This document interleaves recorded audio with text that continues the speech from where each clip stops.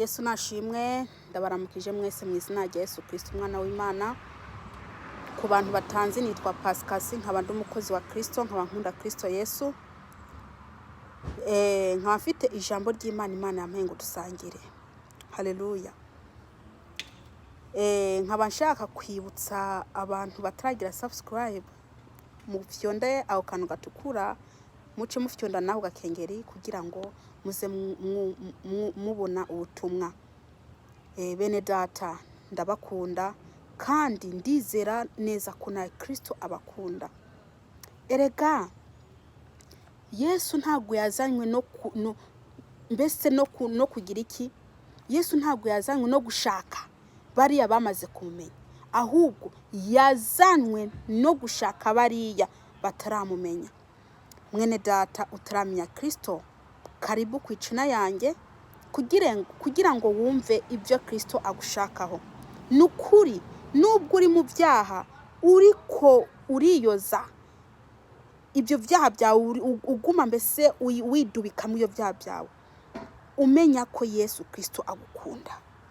Yesu Kristo ariko arashaka ngo agukure mu ibyo byaha urimo. Ntuvuge ngo uri umusambanyi ngo Imana ntiyakubabarira. Ntuvuge ngo urasinda ngo Imana ntiyakubabarira.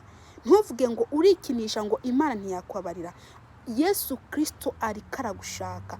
Uve mu bwo busambanyi, uve mu bwo businzi, uve mu bwo bujura bwawe.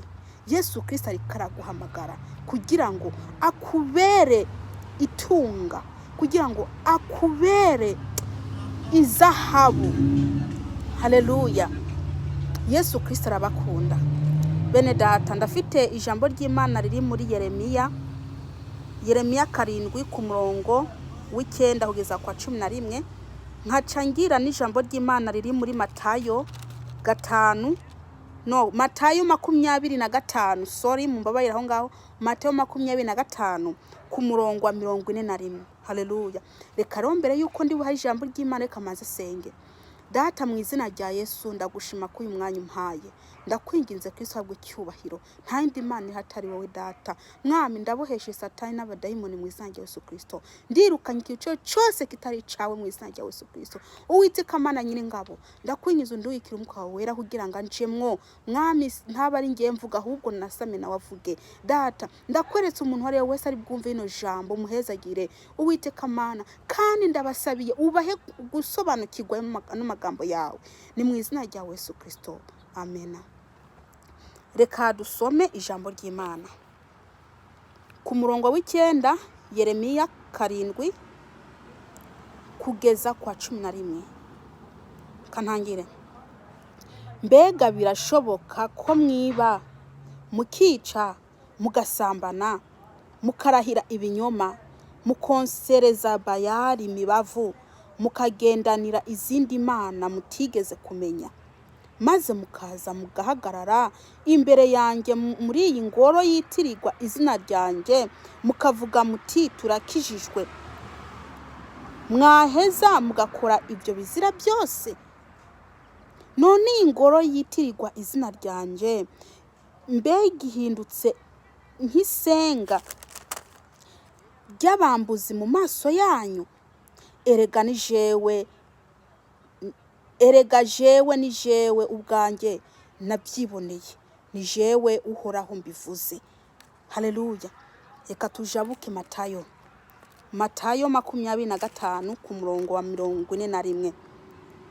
Maze azobwira n'abari bumoso ati, mva iruhande mwabivume mwe, muje mu muriro utazima wateguriwe wa mugwanizi n'abamarayika biwe. Haleluya. Reka bene data, ngo mbega birashoboka ko mwiba, mukica, mugasambana, mukarahira ibinyoma, mukavuga muti ati nukuri yarabikoze, ati kanaka yarabikoze, kandi ubwo muri ko muramubeshera. Ati mbe urazi ibyo agenda kuvugaho? Atuvugisha ati nukuri yarakuvuzeho amagambo mabi, ati yaragiye arakudodobereza, ati yaragiye arakubeshera, ubwo ngubwo urarahiye ngo nukuri uriko urarahira ibinyoma atakuri uri kuravuga,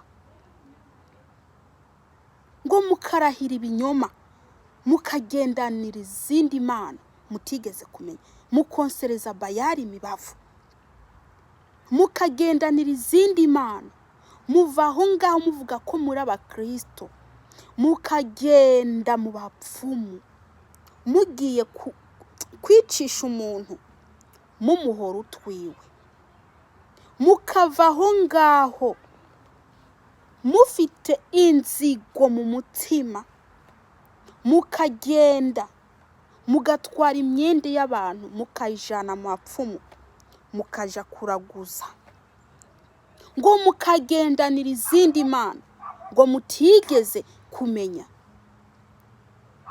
Muri abakristo, muva aho ngaho mukagenda gushaka umuti wo guha umugabo kugira ngo abakunde.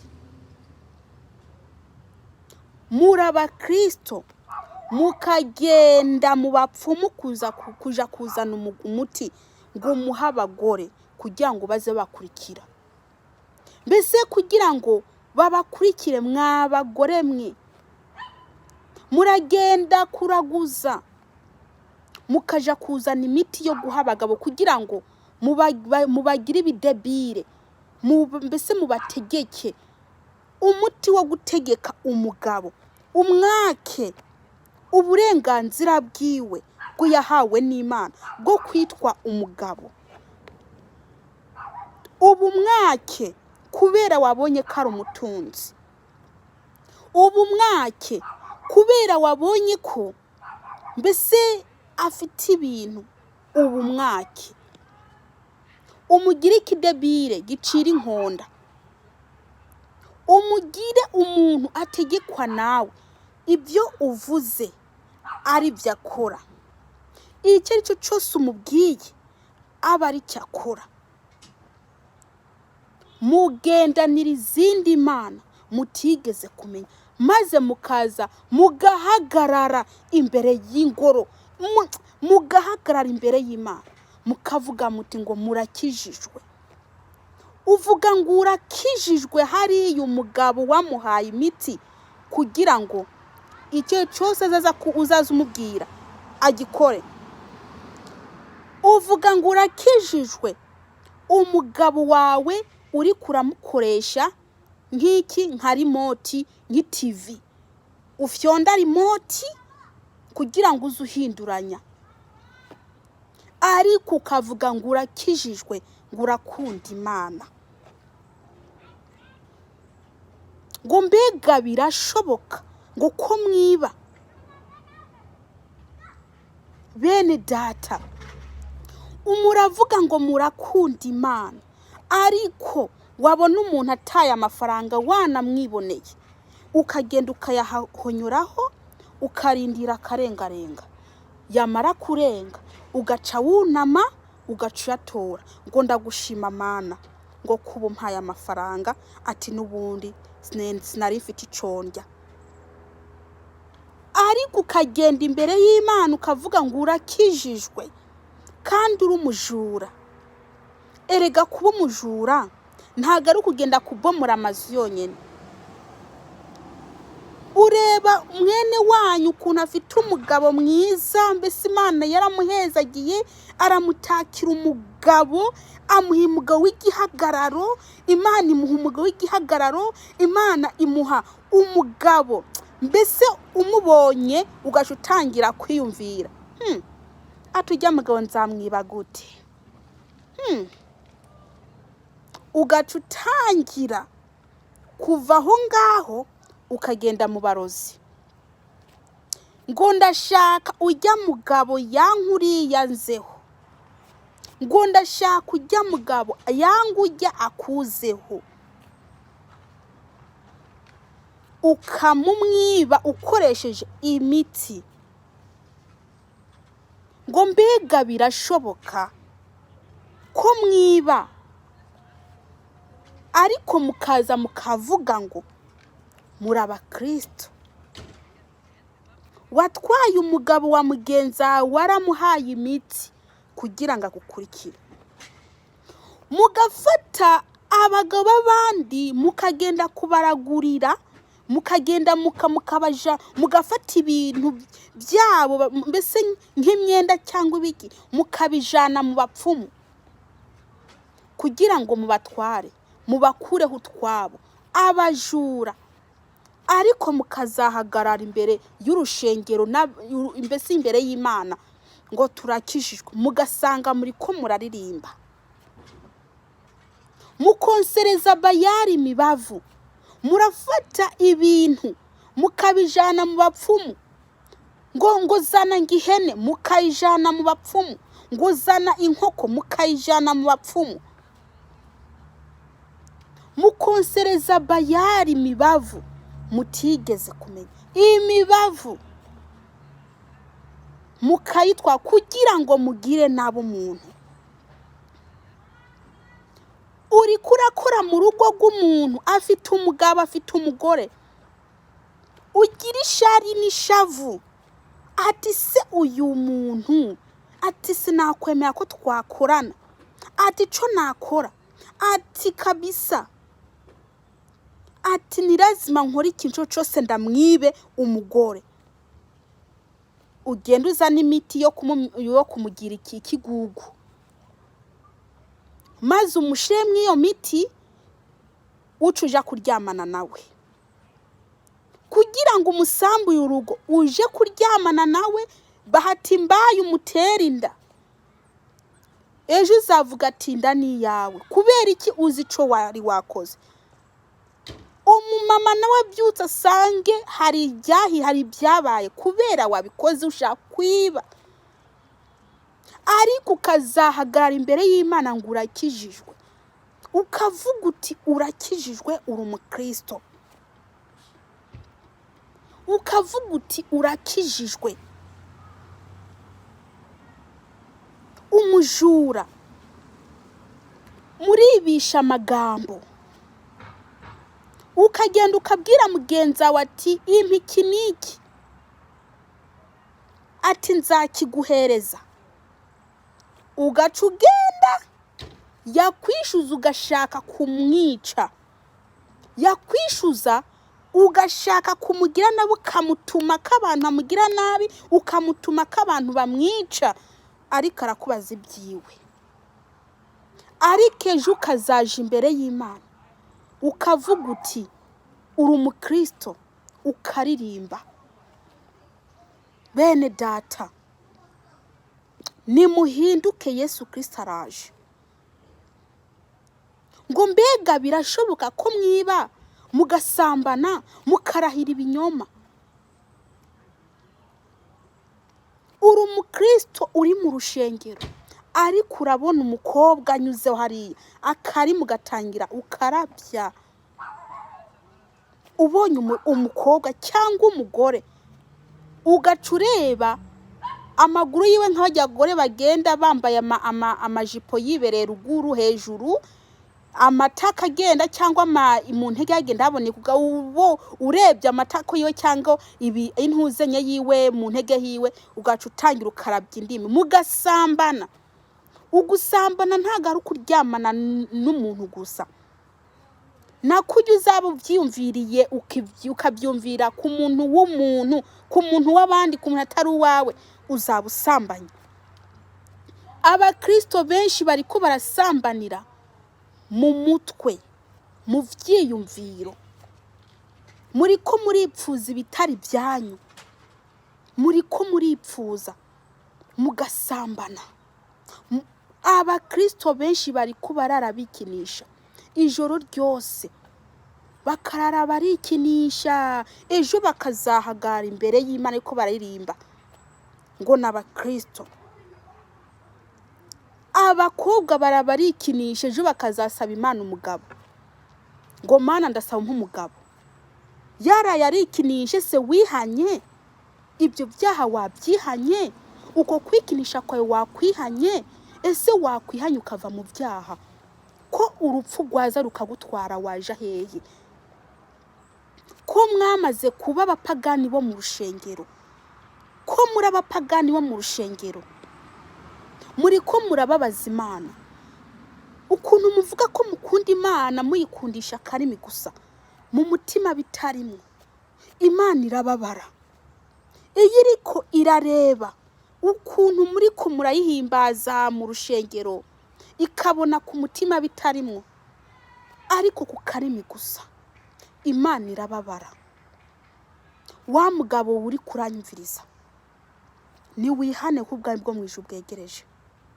Dore Uwiteka yabonye ibyo uri kurakora, yabonye kuri kurasambana, yabonye kuri umusinzi. Wa musinzi we, reba ukuntu mbere, wa mugabo w'umusinzi, reba ukuntu mbere wari ufite icyubahiro. Buri muntu wari we wese yarareba akabona ngo uri umugabo. Wari we wese akavuga ati kwa kanaka, ati kwa kanaka. Ariko ubu warahindutse umugore w'inzoga. Usigaye unywa inzoga, ukagenda mu muhanda wisubako, ukagenda mu muhanda wivugana, ukagenda mu muhanda umwenda wawe utayipataro wayitaye. Cya cyubahiro nk'umugabo cyarakuvuyeho kubera inzoga ubukene bwaguteye. Iyo uronse akantu ukajana mu nzoga, uronse akantu ukajana mu nzoga, kariko kose ukajana mu nzoga. Umugore wawe wari waramumenyereje kumugwira akanyama, ubu ntakakironka. Ubu yakubonye acatangira kuganya, ati noneho ndagowe, ati katashe ndagowe. Nuhindukire ugenda ukarara mu mihanda, abana bakuzomera, abana bakubwira amagambo mabi, kandi mbere wari umugabo, ariko ubusigaye uri umugore w'inzoga. Nugaruke kuwiteka gihe niki, garuka kuwiteka, Uwiteka aragushaka. Wa mugore we, waruzi mbese kubana n'abana neza, waruzi kubana na bagenzi bawe, abantu zenye ababanyi bawe, ariko ubu uranywa inzoga, ibitengu gata, abana bahagenda bakuzomera mu muhanda. Wagera no mu rugo ugashika utongana n'ababanyi bawe. Kandi ndakubwire ngo wa mama, wa mugore we, ugenda uvuga amagambo mabi. Urafite inzigo,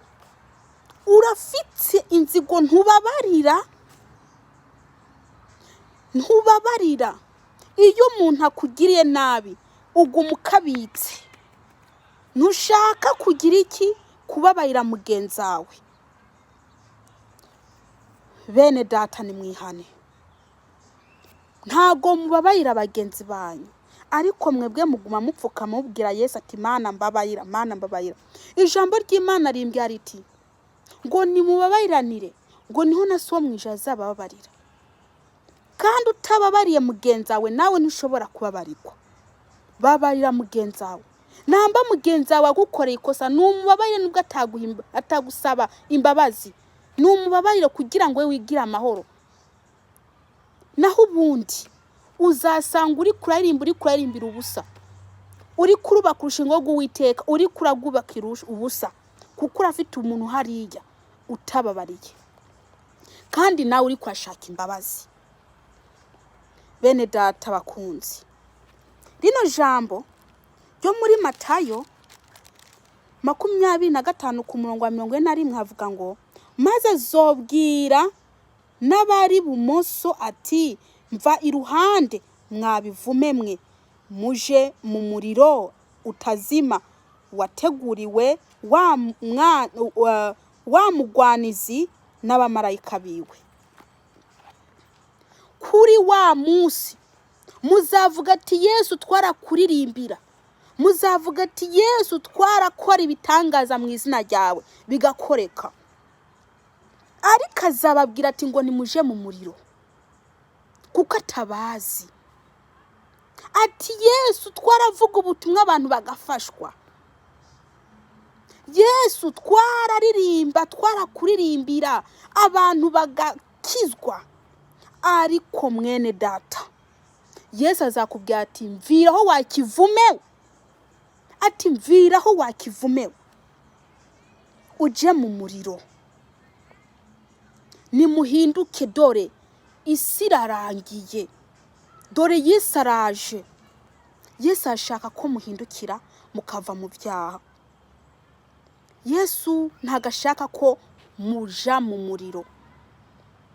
Igihe niki cyo kuhindukira, nimusaba Imana imbabazi, mureke ibyo byaha byanyu, ngo nimwihane kuko ubwami bwo mu ijuru bwegereje. Yesu Kristo yaje kuzana mwebwe, yaje gutoragura mwebwe. Ntago yaje gushaka abantu b'abakristo, yaje gushaka mwebwe muriko murava mu Mana muja kuraguza. Yesu Kristo arabakunda. Karibu kuri Yesu. Yewe muntu we urahariho hose utarakira Kristo, dore Yesu Kristo aragushaka. Ntiwiyumvira ngo ntiyakubabarira, ibyo byumviro ntubyishiremwo, ntiwishemwe ko ngo ntiyakubabarira. Yesu Kristo yakubabarira. Karibu kuri Yesu. Niwihane ku bwami bwo mu ijuru bwegereje. Yesu Kristo nabagiye neza. Ndarangije, reka mbandanye senga. Data mu izina rya Yesu ndagushima kuri ijambo, ndakwingize Kristo hezage umuntu ari wese.